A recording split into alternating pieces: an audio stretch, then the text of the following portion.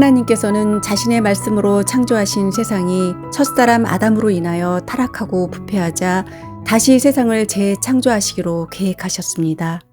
그러나 인간은 타락의 끝자락까지 달려가게 되었고 더 이상의 하나님의 자비와 사랑을 기대할 수 없게 되었습니다. 그러던 중 16세기에 이르러 종교개혁이 일어났고 마르틴 루터가 종교개혁의 불씨를 당기게 되었습니다.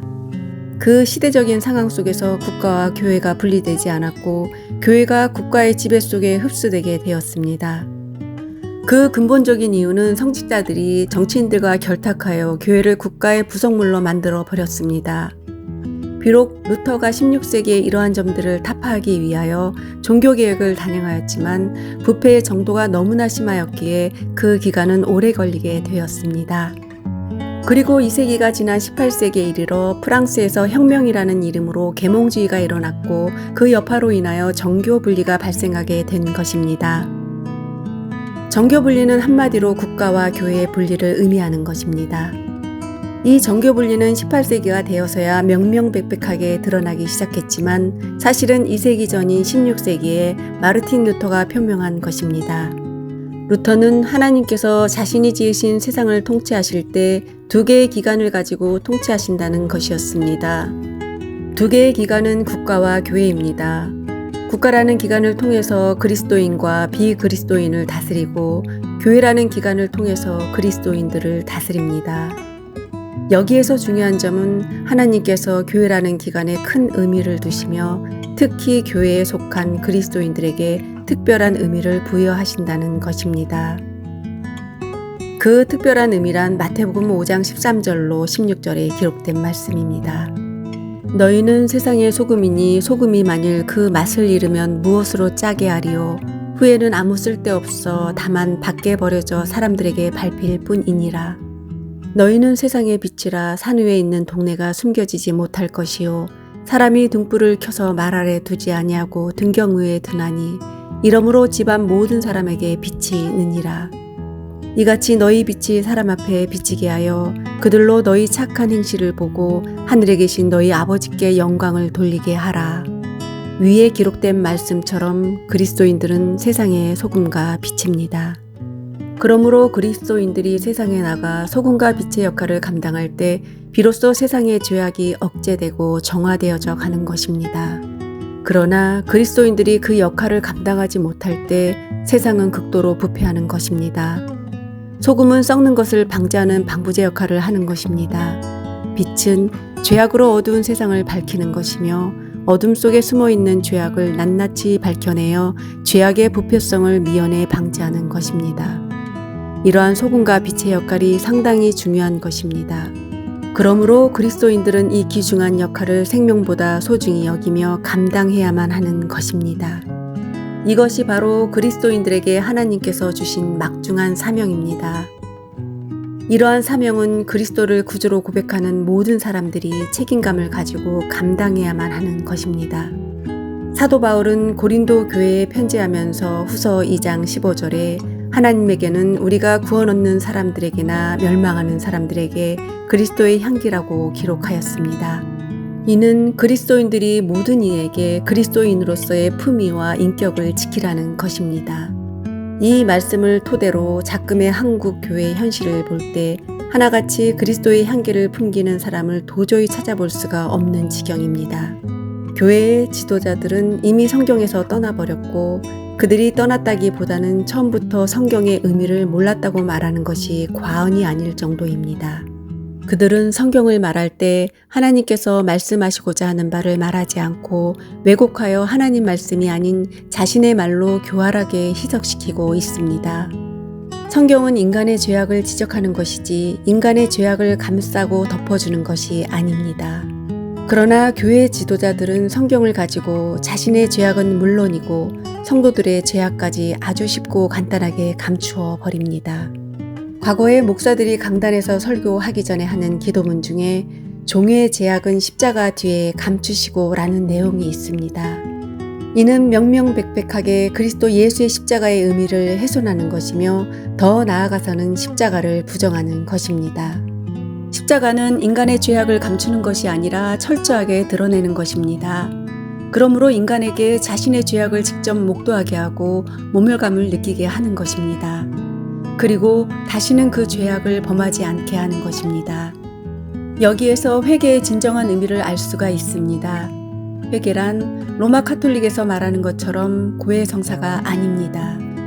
고해성사란 말 그대로 자신이 지은 죄악을 사제에게 고백하고 사제가 그 죄인의 죄를 듣고 종을 치면 그 죄가 해결된다는 것입니다. 그러나 아무리 종을 친들 죄는 결코 사라지지 않습니다. 죄는 그리스도 예수의 보혈로서만이 정결함을 받는 것입니다.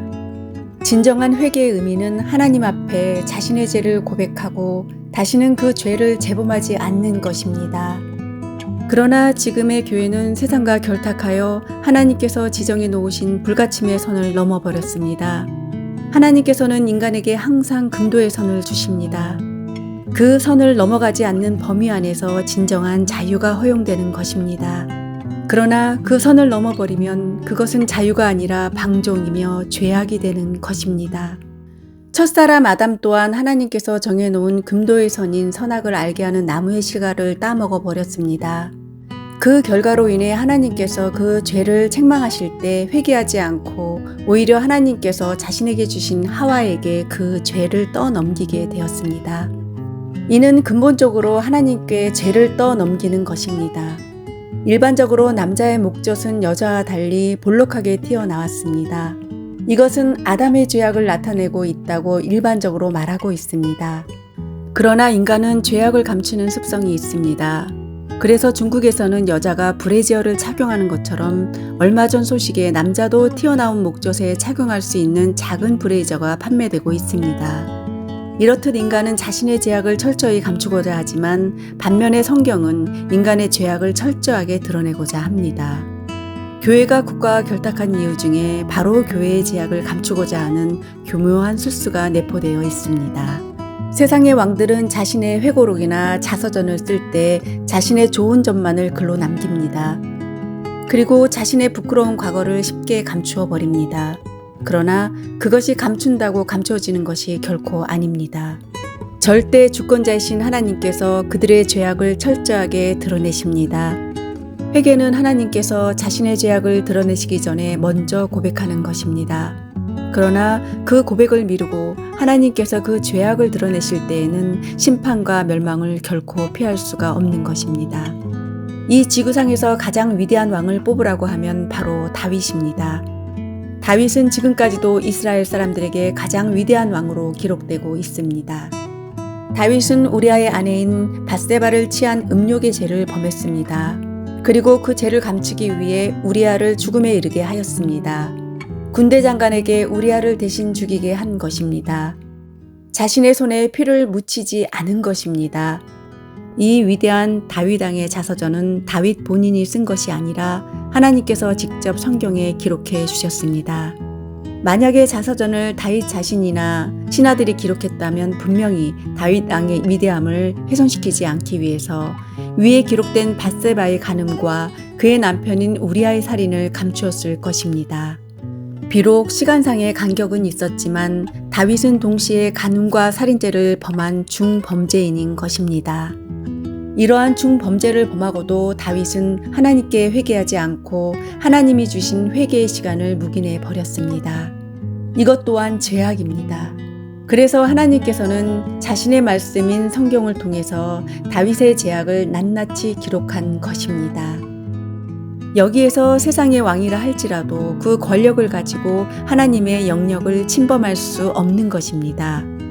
작금의 시대는 국가와 교회의 금도의 선이 이미 무너져 버렸습니다. 그 무너짐의 책임은 교회의 지도자들에게 있습니다.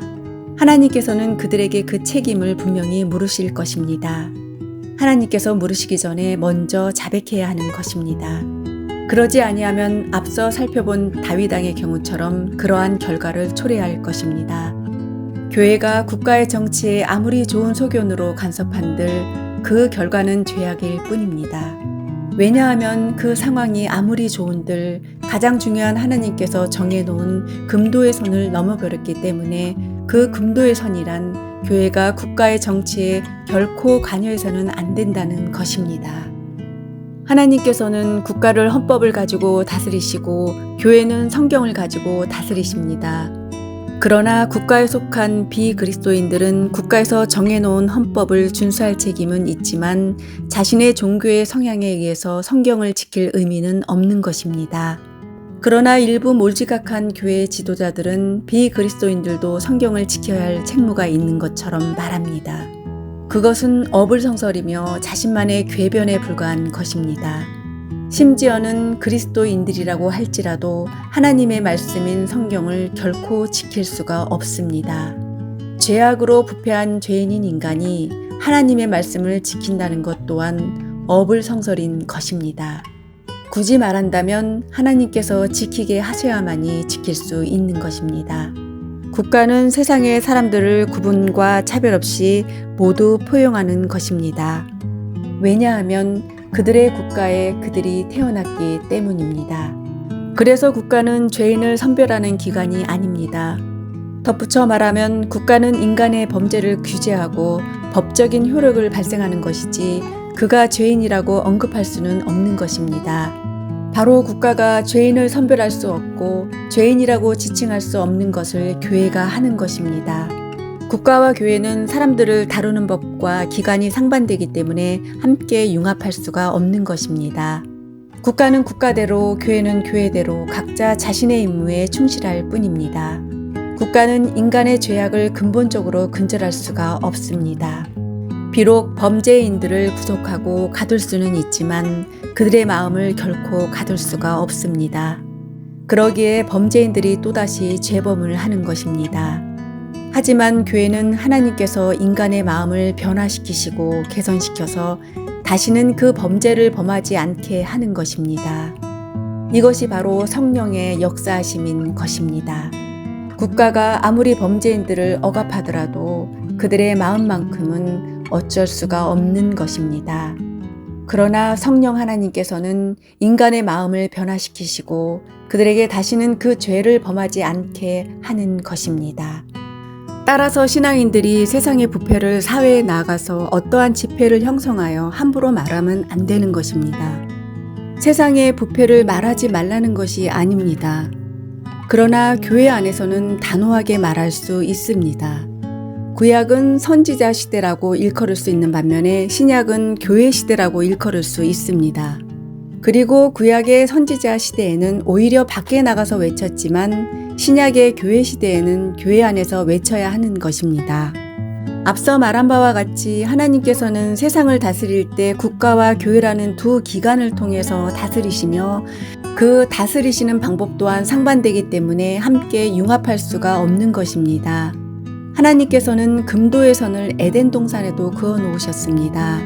그 금도의 선이란 바로 선악을 알게 하는 나무의 실과입니다. 비록 인간이 죄를 지은 것이 에덴 동산에서 선악과를 따먹은 것이라고 말할 수는 있지만 궁극적으로는 하나님께서 넘지 말라고 지정해 놓으신 금도의 선을 뛰어넘은 것입니다. 하나님께서는 분명히 에덴 동산의 모든 나무의 실과를 먹을 수 있으나 선악을 알게 하는 나무의 실과는 먹지 말라고 경고하시고 금도의 선을 지정해 놓으셨습니다. 하나님께서 이처럼 선악을 알게 하는 나무의 실과를 통해 금도의 선을 지정해 놓으신 것은 인간이 피조물이기 때문에 완전해질 수 없는 존재라는 것을 의미하는 것입니다. 그러기에 인간은 하나님의 절대 주권 아래에서 하나님께서 허락하신 것만 누릴 수가 있는 것입니다. 그 외의 것은 결코 누릴 수가 없는 것입니다. 그러나 첫 사람인 아담은 인류의 대표자로서 그 금도의 선을 넘어섰고 그 결과로 인해 하나님께서 지으신 모든 피조 세계가 죄 아래 갇히게 된 것입니다. 앞서 살펴본 바와도 같이 하나님께서 지정해 놓으신 그 금도의 선을 넘는 게 죄인 것입니다. 세상 곳곳에는 하나님이 정해 놓으신 금도의 선이 아주 많습니다. 그래서 칼빈이 말하기를 하나님의 말씀이 가면 나도 가고 하나님의 말씀이 서면 나도 서리라. 하나님 말씀이 입을 열라면 입을 열고 침묵하면 침묵하리라 라고 말하였습니다. 지나친 애국심을 가지고 세상에 나가서 외치는 그리스도인들도 있습니다. 이들이 말하는 애국심은 하나님의 무한하신 사랑을 편협한 사랑으로 왜곡하는 극악무도한 제약에 불과합니다. 그 이유인즉슨 하나님께서는 모든 세계를 친히 지으신 자이시며 지구상에 존재하는 모든 국가가 하나님께 속한 것이기에 신앙인은 자신이 속한 나라에 대한 지나친 애국심을 가져서는 안 되는 것입니다. 하나님은 온 우주적이십니다. 한 나라에 국한되지 않습니다. 하나님은 온 나라를 지으신 자이시기 때문입니다. 우리나라만 생각하는 건 지극히 편향적인 것이기 때문입니다. 죄악을 번성케 하시는 것도 하나님이 하시는 것입니다. 그러나 이 말을 오해하면 안 되는 것입니다. 이 말은 하나님이 죄를 조성하시는 자라는 것이 아니라 세상의 모든 것을 주관하시는 절대 주권자라는 의미인 것입니다. 하나님께서는 노아 시대 때 죄악이 관영함으로 홍수를 내렸습니다. 관영이란 죄악이 꽉 찼다는 뜻입니다. 하나님이 죄악이 가득 찰 때까지 내버려 두신 것입니다. 그러므로 그리스도인들은 적절한 하나님의 때와 시기를 살펴보며 늘 성경을 상고해야 될 것입니다.